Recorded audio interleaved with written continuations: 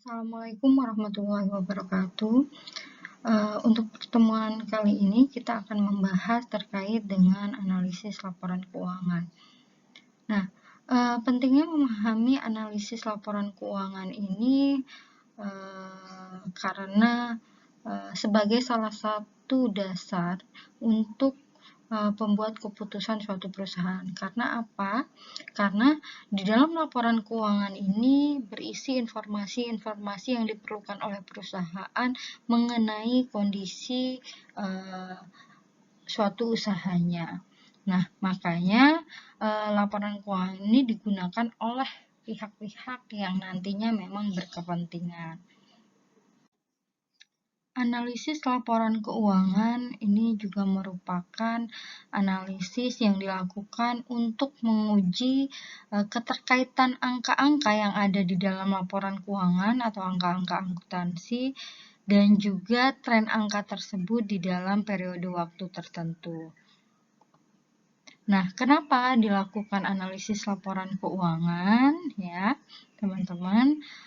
Yang pertama adalah untuk menilai kondisi keuangan dan juga hasil usaha perusahaan di masa yang lalu atau di saat ini dan juga prediksi yang akan datang. Nah, selain itu gitu kan, menganalisis laporan keuangan juga menilai kekuatan dan kelemahan keuangan dari suatu perusahaan. Laporan keuangan itu adalah suatu penyajian terstruktur dari posisi keuangan dan juga kinerja keuangan suatu entitas. Jadi, di dalam suatu laporan keuangan ini biasanya berisi informasi keuangan mengenai badan usaha yang memang akan dipergunakan oleh pihak-pihak yang berkepentingan untuk pembuat keputusan. Nah, biasanya ya teman-teman, laporan keuangan ini kan merupakan output ya dari suatu proses akuntansi, sehingga tujuan dari laporan keuangan ini adalah untuk memberikan informasi berupa apa gitu kan, informasi berupa terkait dengan posisi keuangan perusahaan, kemudian juga terkait dengan bagaimana kinerja keuangan perusahaan, dan juga memberikan informasi terkait dengan arus kas suatu entitas ya, yang dimana informasi-informasi ini nanti akan bermanfaat bagi sebagian besar kalangan. Yang menggunakan laporan keuangan ini biasanya siapa sih gitu kan? Ada pemerintah, kemudian ada internal perusahaan, manajer, direksi gitu kan, dan lain sebagainya. Ada juga masyarakat luas gitu kan. Nah, sehingga nanti sangat berguna gitu kan laporan keuangan ini untuk melihat bagaimana kondisi perusahaan ini. Sedangkan tujuan dari analisis laporan keuangan itu ada 4 hal ya di sini. Yang pertama itu ada screening. Nah, screening ini kita bisa melihat gitu kan, menganalisis gitu kan laporan keuangan ini dengan tujuan untuk memilih biasanya kemungkinan investasi atau merger. Misalnya sebagai investor kita tentu akan memilih perusahaan mana yang akan memberikan kita keuntungan seperti itu, atau ketika suatu perusahaan ingin berkolaborasi dengan perusahaan lain atau merger dengan perusahaan lain, tentu melihat kondisi keuangan perusahaan ini dari laporan keuangannya. Nah, maka dari itu tujuan analisis laporan keuangan itu adalah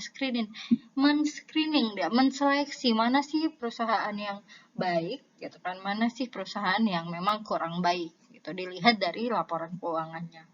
Yang kedua itu ada forecasting. Nah, biasanya forecasting ini digunakan untuk meramalkan kondisi perusahaan di masa yang akan datang ya, teman-teman. Nah, biasanya kita melihat nih dari informasi-informasi keuangan di tahun-tahun sebelumnya. Kemudian kita bisa meramalkan melalui teknik forecasting nanti. Kita bisa melihat gambaran keuangan atau gambaran perusahaan di 5 tahun ke depan itu seperti apa. Nah, selanjutnya adalah diagnosis ya. Diagnosis ini gunanya untuk melihat kemungkinan adanya masalah yang terjadi, baik di dalam manajemen, operasional, keuangan, ataupun masalah-masalah lain yang ada di perusahaan. Jadi dengan menganalisis, kita bisa melihat nih kondisi perusahaan, atau kita mendiagnosis apa yang terjadi di dalam perusahaan nih, gitu kan. Apakah manajerialnya baik, operasionalnya baik, atau dari segi keuangan itu baik atau tidak.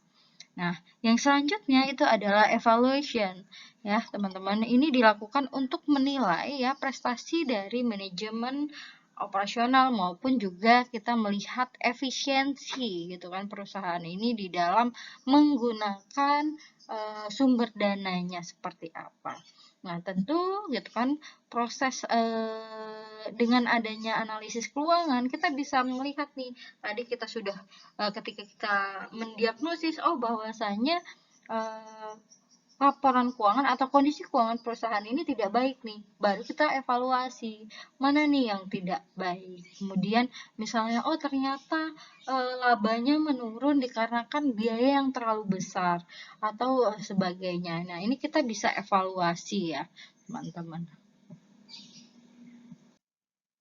Nah, adapun sifat dari analisis laporan keuangan ini, biasanya laporan keuangan ini bersifat fokus dia ya, teman-teman. Jadi kita lihat nih apa saja yang disajikan di dalam laporan keuangan. Biasanya fokus pada laporan laba ruginya, melihat bagaimana perusahaan ini menghasilkan keuntungan atau tidak.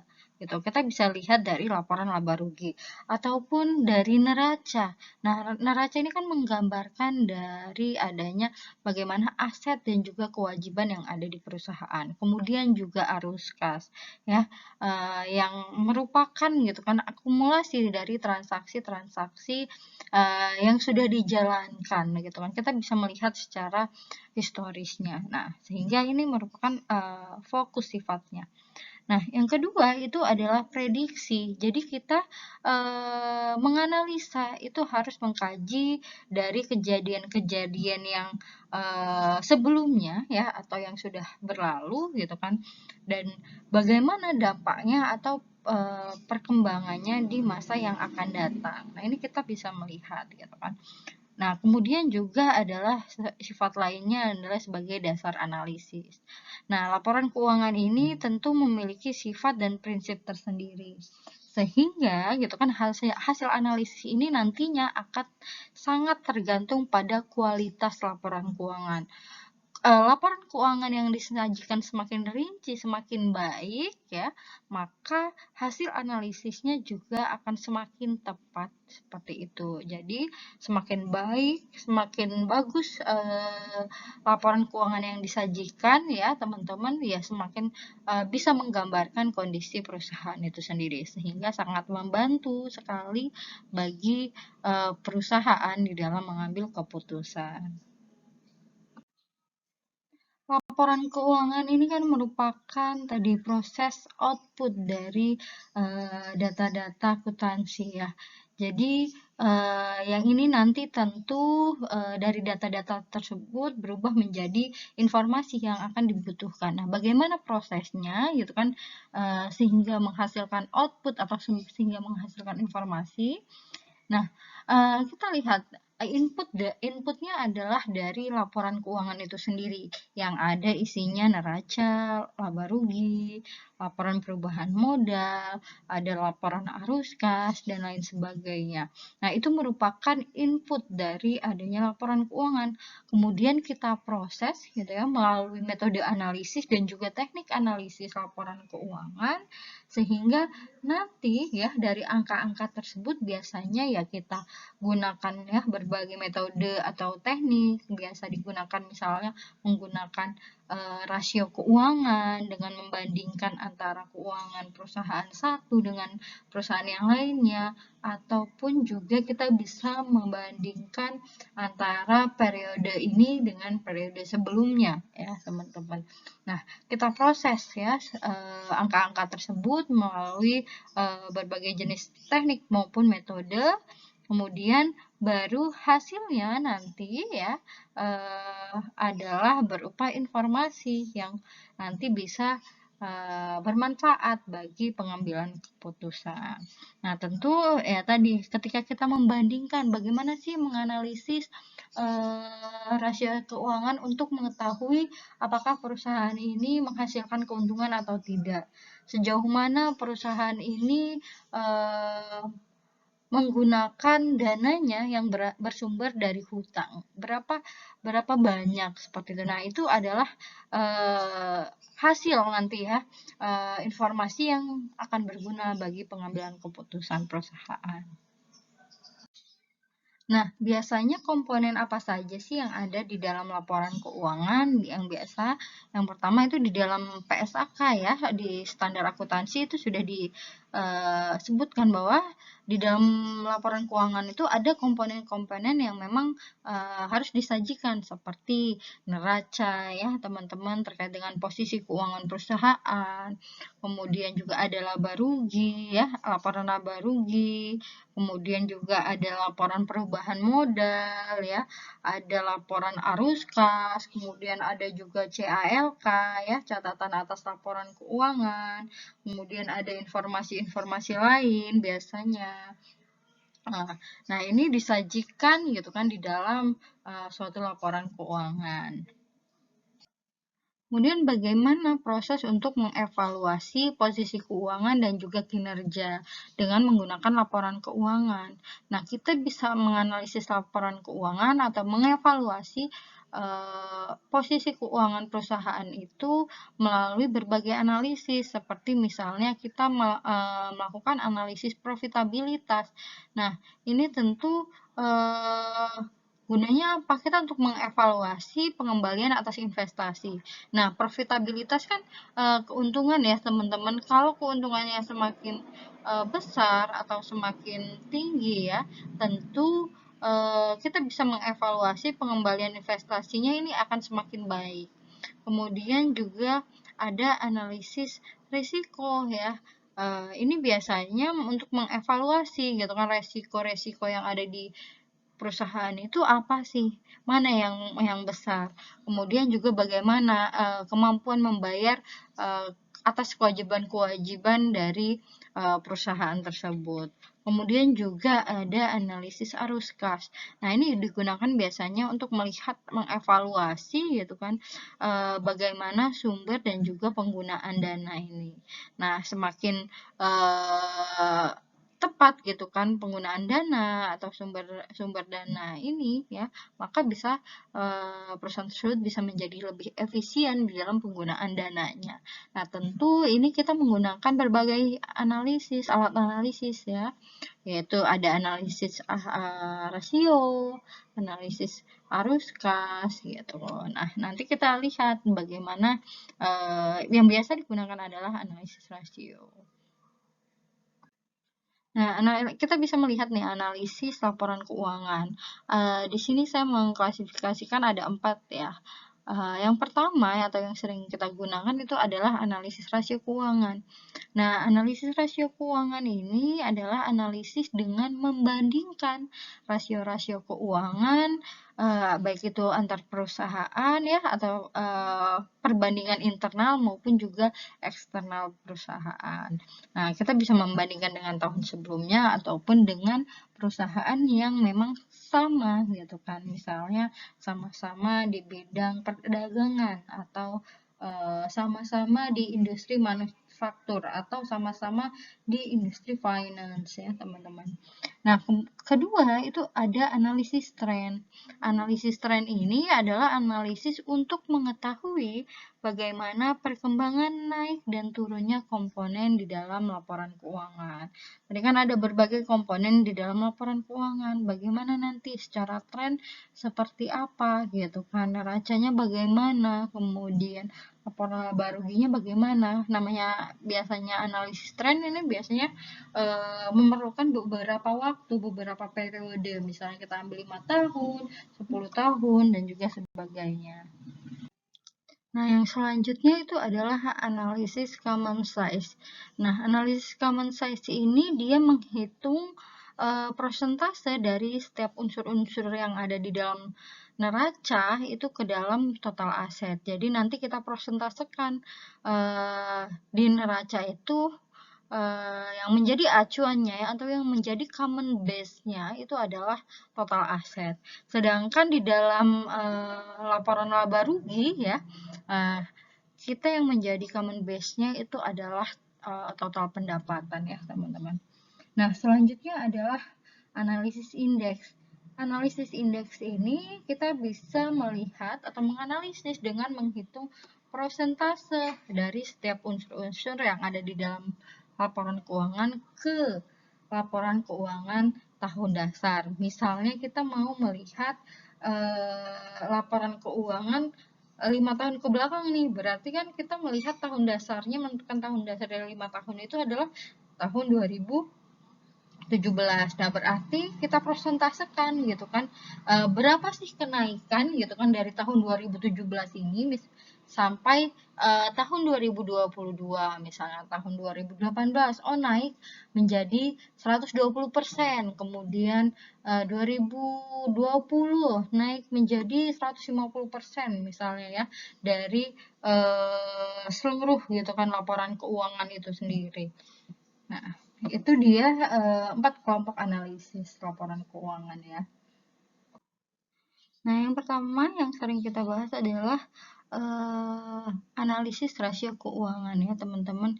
Di sini ada berbagai jenis analisis rasio keuangan, yaitu yang pertama ada rasio likuiditas, di mana rasio likuiditas ini menunjukkan kemampuan suatu perusahaan untuk memenuhi kewajiban jangka pendeknya, gitu kan. Artinya, gitu kan, semakin besar rasio ini, gitu kan, tentu akan semakin baik, karena berarti perusahaan ini bisa memenuhi kewajibannya dalam jangka pendek, misalnya seperti pembayaran upah ya atau tenaga kerja, kemudian biaya bahan baku ya, tenaga kerja langsung, kemudian ada biaya listrik, air, dan sebagainya. Ini adalah kewajiban-kewajiban yang bisa dibayarkan. Kalau ini rasio likuiditas ini menurun, berarti kan kemampuannya juga menurun untuk memenuhi kewajiban jangka pendeknya. Nah, yang kedua itu ada rasio aktivitas. Nah, rasio ini menunjukkan kemampuan perusahaan untuk mengendalikan investasinya di aset. Tentu, gitu kan, semakin perusahaan ini bisa mengendalikan investasinya pada aset, gitu kan, asetnya misalnya semakin besar, tentu akan menjadi semakin baik. Nah, selanjutnya ada rasio leverage keuangan ya. Ini menunjukkan bahwa sejauh mana perusahaan itu mengandalkan pendanaannya dari hutang. Nah, biasanya gitu kan, rasio leverage yang tinggi berarti kan perusahaan ini mengandalkan usahanya ya, itu menggunakan hutangnya terlalu besar. Nah, tentu ini beresiko ya, teman-teman. Kemudian ada rasio profitabilitas, yaitu rasio yang menunjukkan sejauh mana perusahaan ini mampu menghasilkan keuntungan atau laba. Tentu semakin besar perusahaan ini mampu menghasilkan keuntungan, maka semakin baik seperti itu. Jadi, rasio profitabilitas semakin tinggi, tentu akan semakin baik. Nah, berdasarkan analisis rasio keuangan tadi, kesehatan perusahaan itu bisa kita lihat dari misalnya tingkat rasio secara individunya, atau kita juga bisa membandingkan rasio tersebut dari waktu ke waktu, gitu. Bagaimana perkembangannya? Nah, sehingga kita melihat perkembangan perusahaan dalam beberapa periode itu seperti apa. Kemudian juga kita bisa membandingkan rasio keuangan perusahaan ini dengan keuangan perusahaan lain. Nah, tentunya gitu kan nih perbandingan ini harus equal ya. Equal dalam arti apa? Kita tidak boleh membandingkan misalnya antara industri finansial ya, industri keuangan dengan industri misalnya konsumer seperti itu. Kan dua hal yang berbeda gitu.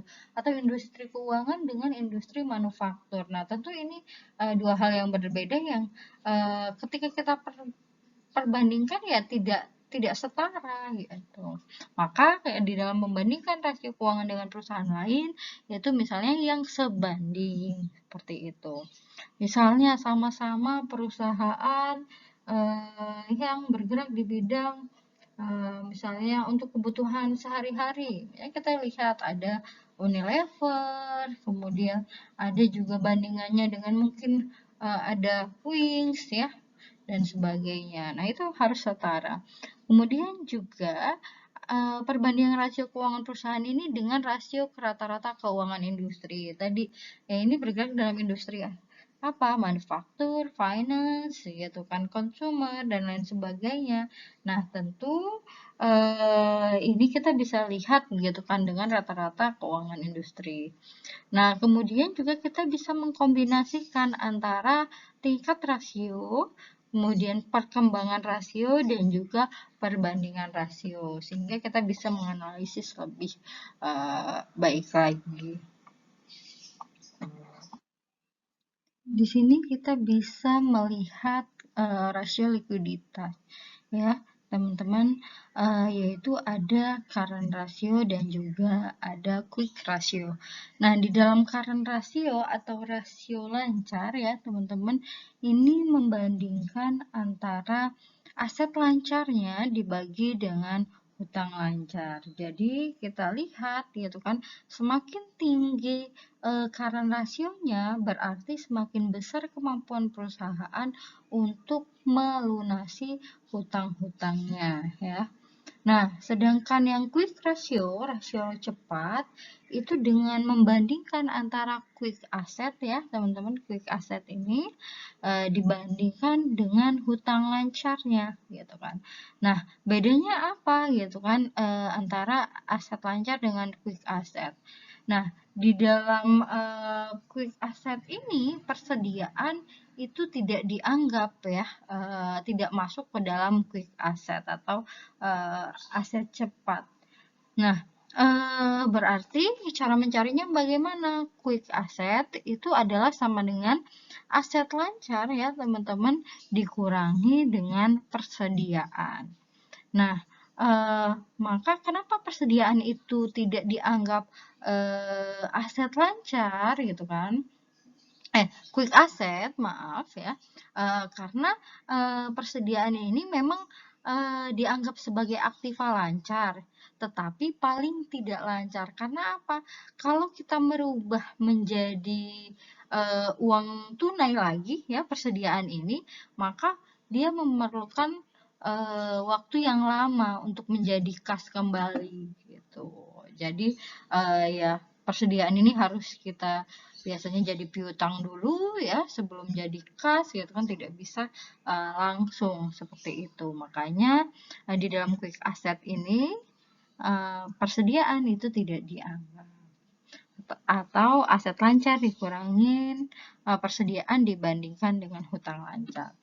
Nah, quick ratio ini menunjukkan besarnya alat liquid yang paling cepat yang bisa digunakan untuk melunasi hutang lancarnya ini sendiri. Nah, itu ya terkait dengan rasio likuiditas. selanjutnya ada rasio aktivitas. Nah, ini kita melihat bagaimana kemampuan perusahaan itu di dalam mengendalikan investasinya pada aset. Nah, kita lihat ada beberapa rasio ya yang digunakan di dalam rasio aktivitas. Nah, misalnya ada receivable turnover ya, teman-teman. Nah, atau rasio perputaran piutang. Nah, rasio perputaran piutang ini gitu kan dengan membandingkan antara pendapatan dibagi dengan hutangnya. Ya, tentu rasio perputaran piutang ini menunjukkan seberapa baik perusahaan itu mengelola piutangnya. Nah, jadi semakin cepat perputaran piutang, maka semakin efektif berarti perusahaan tersebut di dalam mengelola piutangnya. Nah, selanjutnya ada inventory turnover ya atau rasio perputaran persediaan. Nah, ini kita dengan cara apa? Dengan cara membandingkan ya harga pokok penjualan gitu kan dengan gitu persediaan.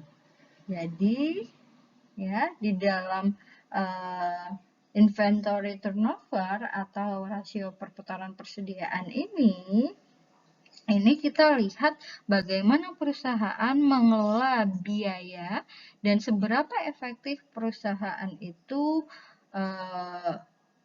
di dalam mengupayakan penjualannya seperti itu ya teman-teman. Nah, selanjutnya itu ada aset turnover ya atau rasio perputaran aset, di mana gitu aset turnover ini ya membandingkan antara pendapatan dengan asetnya gitu kan. Nah, rasio ini ya atau aset turnover ini tentu dia digunakan untuk mengukur bagaimana kemampuan perusahaan di dalam menghasilkan penjualan dari gitu kan jumlah aset yang dimiliki ya. Nah, maka gitu kan biasanya aset turnover ini semakin tinggi, berarti penggunaan asetnya semakin baik gitu kan. Sehingga kinerja keuangannya juga akan semakin baik. Nah, selanjutnya ada rasio leverage keuangan ya, teman-teman. Jadi, di dalam rasio ini kita melihat sejauh mana perusahaan itu mengandalkan hutangnya. Di sini ada debt to asset ratio, rasio hutang berbanding aset ya, yaitu kita membandingkan antara hutang dengan asetnya. Tentu debt to asset ratio ini adalah digunakan untuk mengukur seberapa besar perusahaan ya dapat menanggung hutangnya yang dimilikinya ya. Seberapa besar aset yang dimiliki perusahaan ini untuk menanggung hutangnya. Nah, kemudian ada debt to equity ratio ya, teman-teman. Debt to equity berarti kita kalau tadi kita kembali semakin besar debt to asset rasionya kan berarti apa? Kalau semakin tinggi berarti perusahaannya semakin beresiko ya. Debt to equity ratio gitu kan, rasio hutang berbanding modal ya, kita membandingkan antara hutangnya dengan ekuitasnya ya. Ini adalah untuk menunjukkan seberapa besar tingkat hutang perusahaan ini terhadap modalnya ya teman-teman. Nah, ya sama, semakin tinggi ya berarti kan semakin beresiko. Kemudian ada interest coverage. Ya, interest coverage ini apa sih gunanya gitu kan? Untuk mengukur seberapa besar kemampuan perusahaan di dalam membayar bunganya. Dengan cara apa? Ya, biasanya membandingkan antara EBIT ya dibandingkan dengan bunga. Nah, biasanya semakin tinggi interest coverage ini, maka semakin baik atau semakin bagus ya teman-teman. Karena apa? Berarti kan perusahaan itu mampu membayar beban bunganya seperti itu. Selanjutnya yaitu rasio profitabilitas. Nah, ini untuk melihat bagaimana perusahaan itu menghasilkan laba. Nah, di sini ada net profit margin ya, teman-teman. Ini dengan membandingkan antara EBIT ya, teman-teman, dibagi dengan pendapatannya, gitu kan. Nah, yaitu earning EBIT-nya itu adalah earning before interest and tax ya, dengan membandingkan pendapatannya. Jadi semakin tinggi net profit margin-nya, maka semakin baik operasional suatu perusahaan. Jadi berarti net profit margin ini dia menghitung ya bagaimana kemampuan suatu bisnis di dalam mengkonversi penjualannya menjadi laba. Nah, selanjutnya ada gross profit margin ya, teman-teman. Nah, gross profit margin ini ya adalah perbandingan antara laba kotor dibandingkan dengan pendapatan. Nah, gross profit margin itu bagaimana mencarinya ya? Semakin besar gross profit margin ini nanti tentu akan semakin baik atau semakin efisien gitu kan perusahaan di dalam menjalankan kegiatan operasionalnya. Nah, kemudian juga ada return on asset atau tingkat pengembalian pada aset. Nah, kita gunakan dengan membandingkan antara EBIT-nya ya, earning before interest and tax dibagi dengan asetnya. Nah, di mana EBIT ini adalah earning before interest, laba sebelum bunga dan pajak dibagi dengan asetnya. Nah, maka gitu kan biasanya ROA ini gitu kan digunakan untuk menganalisis gitu kan seberapa efisiensi manajemen perusahaan ini di dalam menggunakan asetnya untuk menghasilkan pendapatan. Nah, kemudian yang terakhir itu ya, yang ketiga bukan terakhir. Itu ada profit margin. Kita melihat dari earning after tax-nya ya, teman-teman, dibagi dengan pendapatannya. Nah, maka nanti profit margin ya, kita bisa mencarinya dengan laba setelah pajak dibagi dengan pendapatan. Ini juga untuk melihat bagaimana perusahaan menghasilkan laba. Selanjutnya di rasio profitabilitas itu ada yang namanya ROE atau return on equity, tingkat pengembalian modal ya teman-teman. Nah, ini tentu membandingkan antara earning after tax-nya dibagi dengan modal sendiri. Nah, kalau kita lihat di sini gitu, biasanya ROE ini menunjukkan kemampuan perusahaan di dalam menghasilkan laba bersih ya dengan menggunakan modal sendiri. Nah, ini kita bisa lihat ya mencarinya ROE ini. Kemudian ada ROI atau return on investment gitu kan, dengan membandingkan antara earning after tax-nya dibagi dengan total aktivanya. Jadi ya ROI ini ya atau return on investment, tingkat pengembalian investasi, menunjukkan kemampuan perusahaan di dalam menghasilkan laba dari aktiva yang dipergunakan ya. Nah, atau ya ini bagaimana perusahaan ini menghasilkan keuntungan dari total aktiva yang digunakannya. Kemudian ada earning per share atau laba per lembar sahamnya. Nah, ini kita lihat bahwa membandingkan antara earning after tax-nya dengan jumlah lembar saham yang beredar. Nah, ini adalah rasio profitabilitas.